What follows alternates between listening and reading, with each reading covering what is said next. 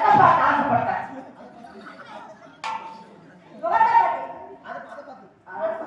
அதை பார்த்தா அதுல இருக்காது.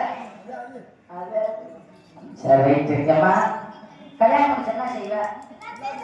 கல்யாணம் முடிச்சு என்ன செய்வீங்க?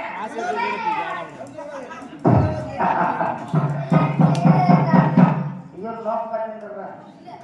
சரி ஏமா மாப்பிள்ளைக்கு உடல்ல இருக்கிற பொருள்ல கரெக்டா இருக்க செக் பண்ணு. அவன் சொல்ல சொல்ல நான் எப்படி எப்படி ஆடுறேன். Okay okay